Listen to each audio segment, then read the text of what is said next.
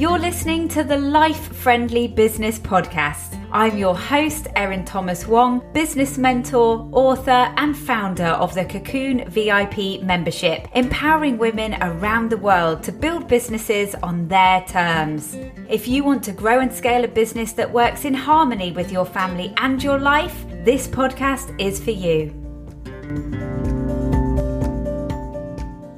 Hello and welcome to today's episode. I don't know about you, but it really feels like the summer holidays are racing towards us right now. So the question is, are you starting to plan how you're going to keep your business in people's minds during the summer holiday when you might want to kick back and spend a bit of time relaxing with your family? This is where we need to be really strategic with our visibility, thinking ahead now to what content we can create to go out over the summer holidays and thinking about how we can make sure that we are being consistent with our messaging, even when we don't want to be sat at our desk.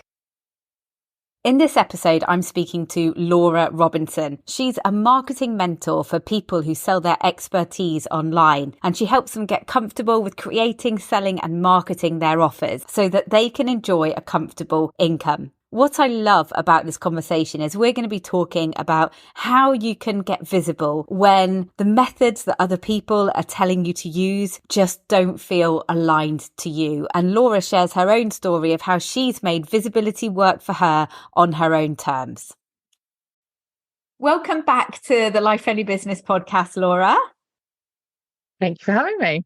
So we had you on way back in episode 5, which was called When Employment is No Longer an Option.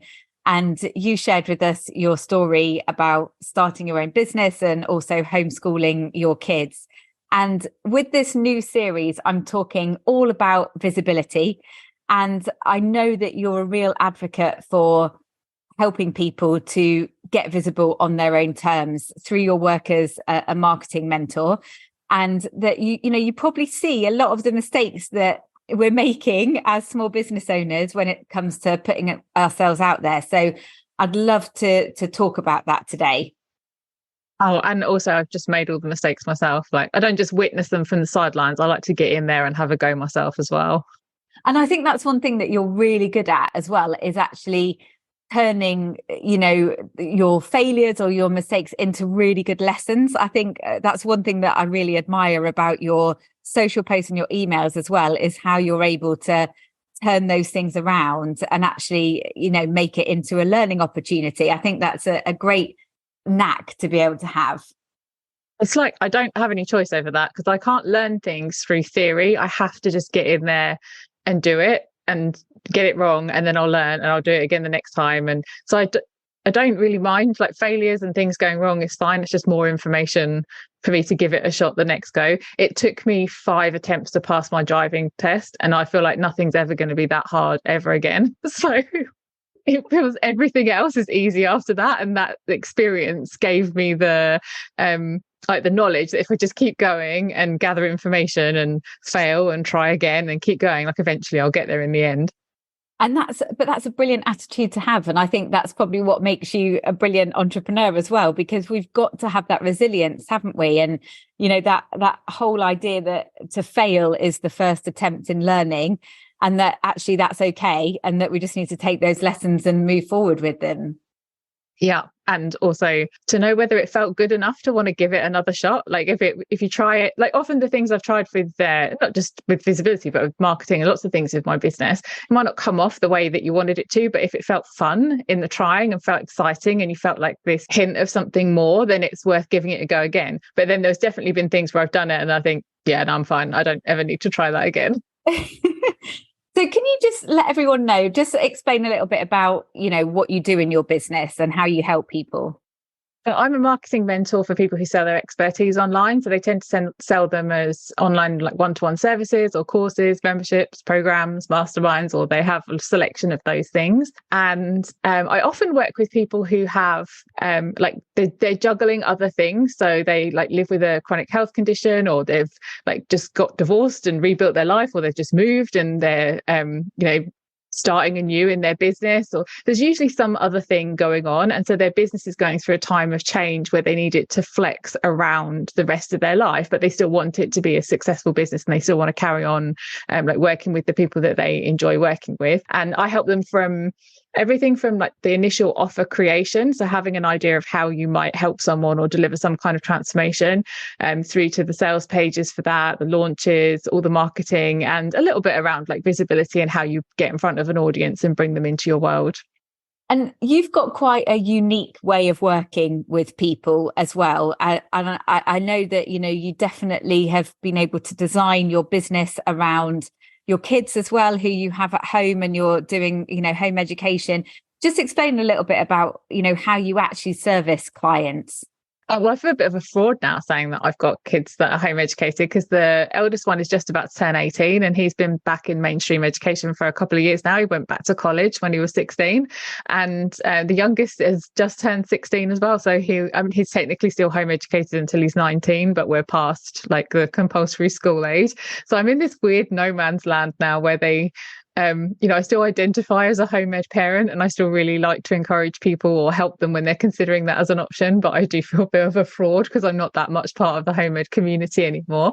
But you're right, I did completely change my business a few years ago. It was around about at the beginning of 2020, which was eventful for everybody, was super eventful for us because we had just done a big building project in our home, and we only just managed to get back in before the first lockdown. And my husband at the same time got made redundant, and then he started a new job, thankfully, like just in time. And so it was like a big time of flux in our family anyway. And we knew like the boys were getting older, and so one was looking at going into college, and so it just seemed like a good time to kind of overhaul how I did things in my business. And a lot of the things I did were set up because that's how I'd seen them done. So I used to run a program called Write Your Website, and it was I think originally it was a 3-week program, and there would be like live co-working sessions, and I'd be sat on Zoom and Q&A calls, and I had a retainer client that I worked on via Zoom as well. And around that time, I live with chronic migraine, and for most of my adult life, it's been quite well controlled. But I can imagine like the stress of the time and the house build and everything just made it flare up, and it was really difficult to get it back under control again. And I realized that the way I was working was not helping me at all. And because it became a choice between either I cannot work with these people, like I felt so unwell and so kind of just depleted and almost defeated, it felt like giving up the business was an option, even though financially it definitely wasn't. But I just felt like I can't do this anymore. Like, what if I just stopped working altogether? And then I thought, well, that's like silly, because inside me, I have skills and knowledge and experience that people are willing to pay for. I just need to find a channel for them to access that doesn't hurt me, that works for them. But most importantly, it works for me. And so I used that, like, this either or position to come up with a solution that meant I could have something to sell people that would make me money in a way that felt really good for me, but also actually worked for them. And so I created this 3-month mentoring program where we mostly work via Voxer and Loom videos. So I don't ever have to be on a camera. I don't have to sit in one place for any length of time.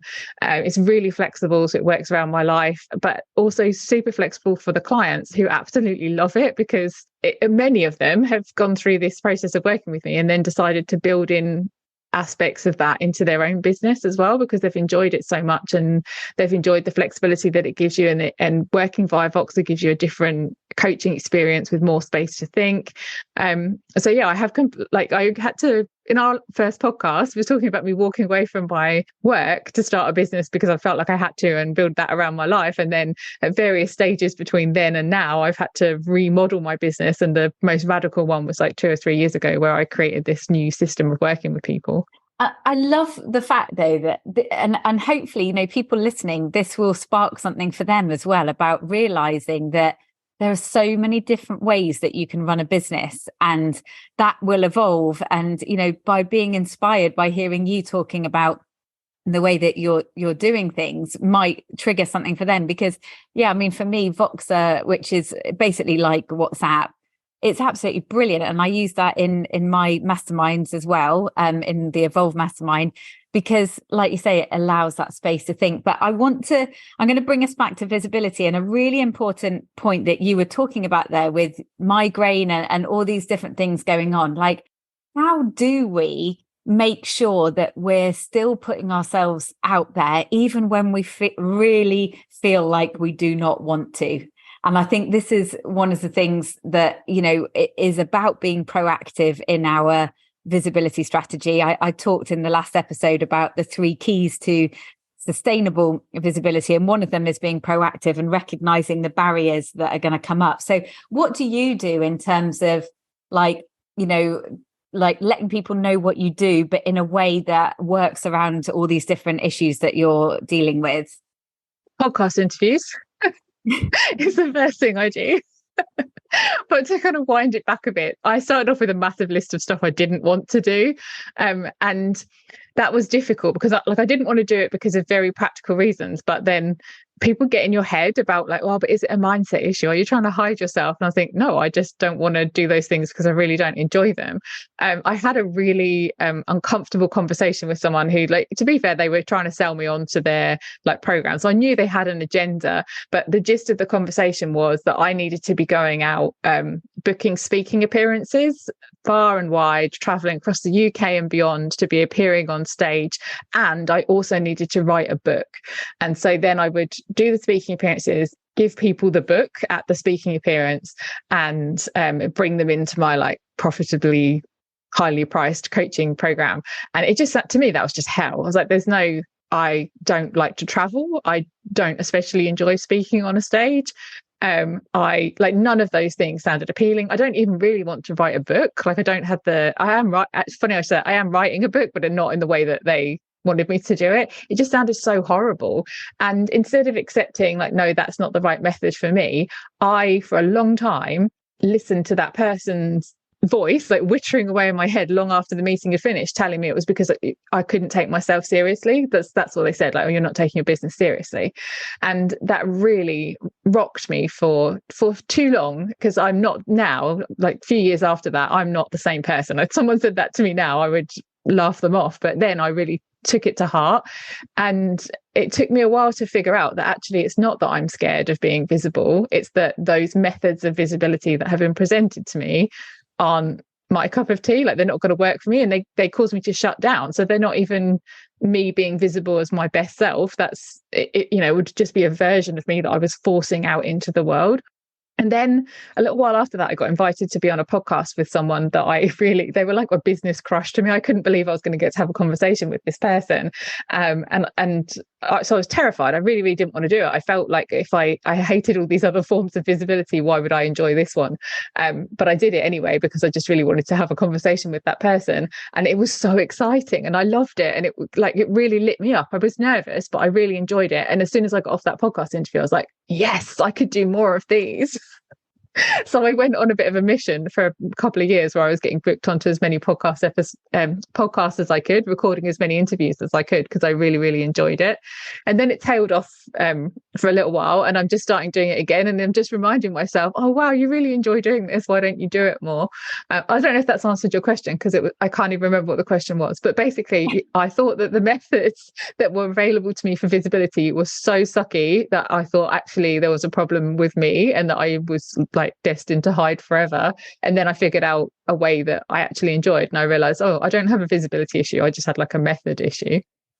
Yeah, no, and it's, I'm really sorry that you had that experience as well with someone putting that seed in your head. And I think that is one of the things that stops people so much with getting visible, is feeling like they have to do what someone else has told them to do that's worked for them. Like, well, look, I made this much money and I followed these steps and I did live video every single day for 6 million years. And that's what you need to do. And it's just, the thing is it just paralyzes people. And I think having that realization that there are lots of different ways to get yourself out there. And I mean, what struck me straight away when I said to you about how do you get visible when you don't feel like doing it, I must admit, in my head, I was thinking about social media. I was thinking about being out there on Facebook and Instagram on the days when you don't want to be. But the fact that you said podcasting, it just once again reminds us there are so many different ways to be doing this, and we don't need to be reactive on a daily basis, feeling like, oh my goodness, I've got to do another Instagram story because I haven't done 3 today, and putting all this pressure on ourselves to do these things that, like you say, actually we don't feel aligned to. I think I would struggle with I'm actually ramping down my social media because I struggle with that, like constantly feeling like I'm having to be a little bit present all of the time, really like whittles away at me a bit, like wears me down. That kind of visibility doesn't build me up. Whereas committing to experiences like this, which it feels like it's a more of a big deal, like it's carved out in my diary. I'll take the time to do it. I've considered what I'm going to say beforehand. I'm like feel fully present while we're doing the interview. And then afterwards, through this interaction, there'll be a ton of ideas that come to me that then I might use them in my email and my social media as a consequence of this experience. But for me, visibility was about choosing to do things that I could feel like fully engaged in and fully present in, and would be able to leverage multiple times afterwards. So it feels like a really, really good use of my time and energy. Whereas I just don't feel like about social media in the same way. But then there'll be other people who find posting on Facebook every day much easier because it's a small, manageable task and it's a routine and you do it every day. For some people, that will be like absolutely in their wheelhouse, and that's the way that they work, and that's the way like they feel good about showing up. But it just, for me, I'm better off at like one-off events or, more impactful events, and then squeezing as much juice out of that as I possibly can. That's really insightful to hear that. And so with this series about visibility, what I would love is for you to tell us what you think the kind of top 3 mistakes people are making when they're trying to get themselves visible, and how we can overcome those mistakes. So what would you say your top 3 are? Oh, these are my top 3 mistakes. It's not just what I see other people doing. It's definitely things that I have done myself. The first thing, like once I got a taste for it, like, oh, visible, like being visible could be this way. So really my first mistake was thinking that being visible meant something else, and it had to be everybody else's way of doing things. Once I got a taster for it, I went like a bit crazy and said yes to absolutely like any opportunity that came my way. I was like, yeah, I'll do that. And I think initially that's fine because, well, certainly for me, for my way of learning, it's good for me to say yes to a lot of things and then take the experience and make a decision about, do I do more of that? Like, which things do I do more of? Which things do I do less of? Which things do I never do again? But it probably took me too long to stop saying yes to everything. And then I basically wore myself out, and then I had a big gap where I didn't do very much visibility stuff besides social media because I'd worn myself out. So yeah, problem number 1 was just saying yes to everything for far too long and not listening to myself, and realizing that there was a pace to this and a routine. And also it kind of wore out, like I burnt through my opportunities quite fast, and it became difficult to keep saying to my audience, like, hey, I'm on yet another podcast, because there's only so many, there's only so much I can say on a podcast interview. If they listen to 10 podcast interviews from me, they'll be hearing the same thing over and over again if they're like spaced really close together as well. So yeah, I went for it a bit fast and a bit intense, and I didn't pace myself or take a break. That was the first mistake I made. Okay, fantastic. So yeah, lessons in there about managing it. And this is the thing about making it work in a sustainable way, isn't it? It's recognizing that this is like the long goal kind of thing with visibility and those kind of opportunities. That's exactly. I did not view that as a sustainable thing. I didn't even consider that I'd need to make it sustainable. I just thought, if I do loads of these interviews, I will be famous really quickly and have all these people following me and have this big subscriber list. I mean, I don't really want to be famous, but you know what I mean? Like, I wanted to bring this influx of an audience in, and from there, my business would be successful. I didn't see it as, oh, this is just routine. This is part of my business life. It's something that I'm going to be doing regularly to regularly grow my business. Yeah. And I think, and one thing, like, we're keeping it real here on this podcast about the opportunities that come up that, can feel really, really exciting and a really big deal.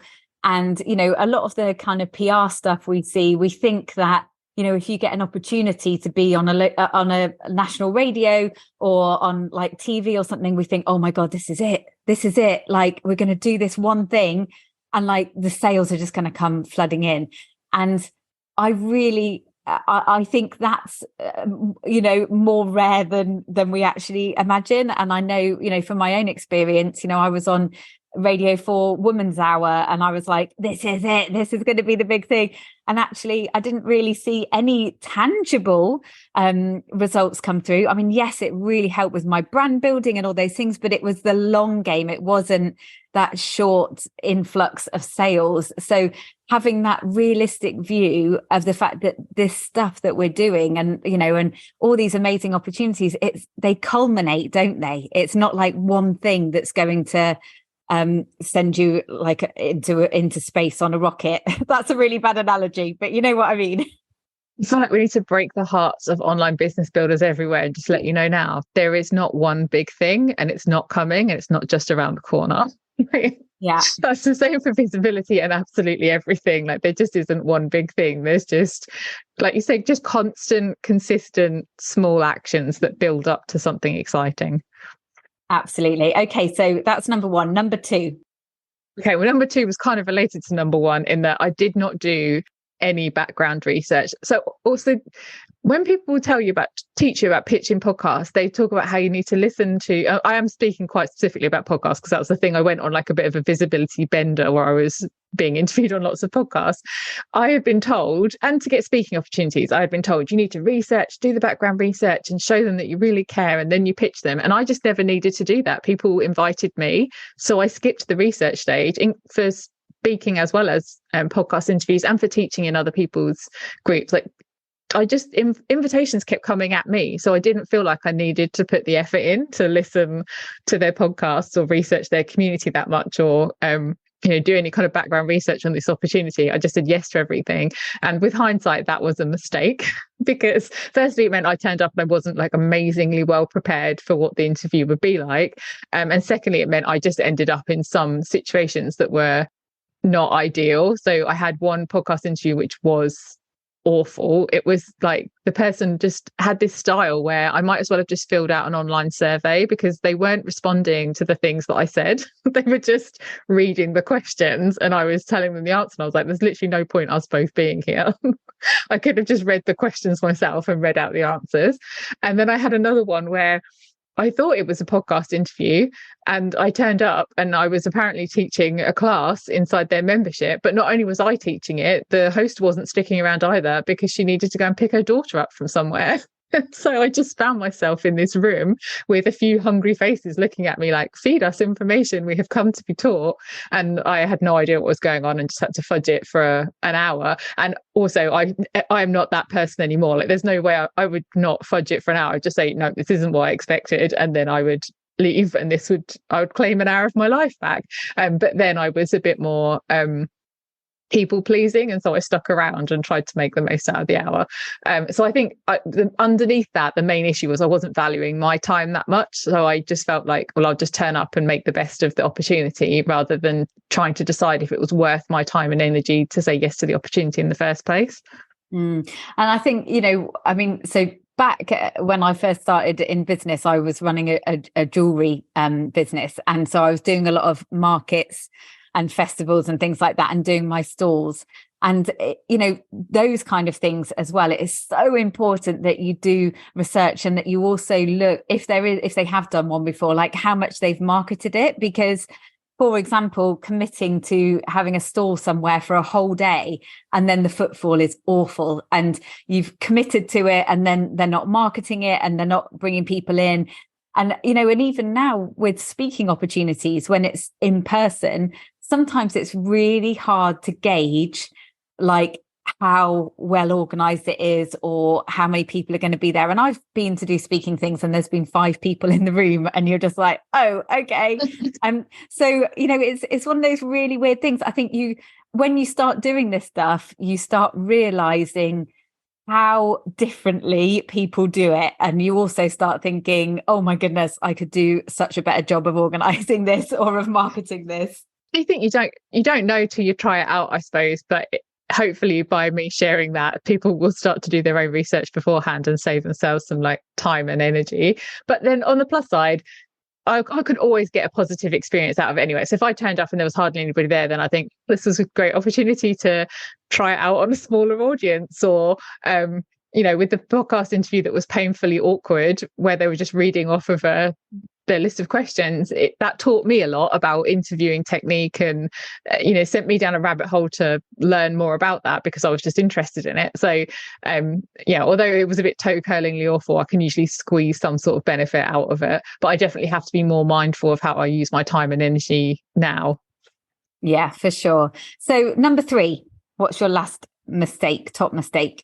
Right, this one definitely applies to all visibility opportunities, not just podcasts and teaching in other people's groups. And those are the 2 main ways I've made been visible, is not having a smooth next step for people. So always at the end of the podcast, I say, where can people find out more about you? And I would say, well, I've got a website, and I've got Instagram, and I've got Facebook, and I've got a newsletter. And if you want to buy this thing, you can do this. And if you've got this problem, you can go over here. And, by then everyone's asleep and they can't remember what it is that you said at the start. And the same with, teaching in other people's groups, social media posts, the whole link in the bio. If it's just one generic link, it needs to be something that's quite well tailored to the audience, or is really focused on whatever the thing is that you want to promote right now, but not just a buffet of please pick one of these. Because that's just too much effort for the person who's giving you their attention right now, whether that's listening to a podcast or watching a training that you've done or reading a social media post. When they get to the end of that, they're kind of spent. They're I've just given you some of my attention. They're looking for a quick and easy reward. They're not looking for another decision that they have to make. And so laying out this buffet of different things that they need to sift through and decide which is the right one for them is a whole bunch of friction that they don't need at that point. It's much easier if you can just say, click on this one link because you'll get this thing. And then it's really easy for them to know, do I want that or not? And for it's easier to say, often it's a free thing. So it's yeah, okay, I'm curious enough. I'll go and click on the link and find out what you're talking about. But do you think as well that the fact that we do that and we literally throw everything at people, I love the idea of the buffet as well, that really, in my mind, and I've been there myself totally, that stems from fear, doesn't it? Of thinking I'm really scared about only offering one thing, because what if that doesn't speak to everyone? But actually, it's much more effective if we do just offer one thing. You're right. If you offer one thing, there's going to be some people that don't want that thing. But the whole point of offering the one thing is the thing you're picking it with those people in mind. You're putting the effort in now to imagine who's just listened to this podcast, who has just read this social post, who stayed with me to the end, because they're the only people that are going to see this opportunity anyway. Okay, what would be the best thing for that particular audience? So I'm not saying it's one thing that you put out to the world always, and that's always your one link. It's the one thing that you offer that particular audience, and you're putting the effort in there. You're expending some energy and some thought so that they don't have to. And yes, there will be some people who have listened or read or watched whatever it is that you're in and got to the end, and that's not an attractive option for them. But if you've really done your homework and matched the link to the audience, that should be a small percentage. I feel like I'm massively setting myself up now, though, for the end of this podcast interview, because then if I give you something to click on, you're oh, no, that's not a very good match. Well, Laura, we're coming to that point, because I was just about to say I could speak to you for hours on this, because it is, and it's always really good to hear your own experience with this, but also, with the work that you're doing with women, helping them, getting themselves out there as well is, really insightful. So here we go. Here's the drum roll. Where can people find out about you, Laura?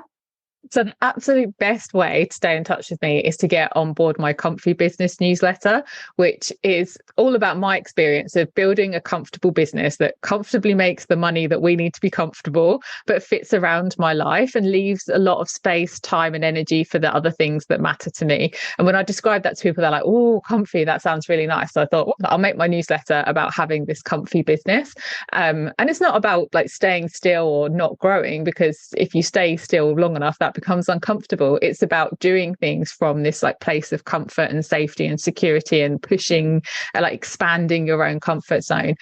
So if that sounds like something that you would like in your inbox, then come over to worditude.co.uk/newsletter and you can sign up for it there, and I'll be in your inbox twice a week with Just like stories from running my own business, things that I've created that might be helpful to you, things that I've come across on the internet that you might find helpful, just anything to help you build your comfortable business. I love that, Laura. Thank you so much. Great to speak to you as always. Thank you for having me. If you're ready to take your business to the next level but are not quite sure what the next best step is, fill out the form at lifefriendlybusiness.com/next step and I'll get back to you personally with bespoke advice on how to move forward. I look forward to connecting.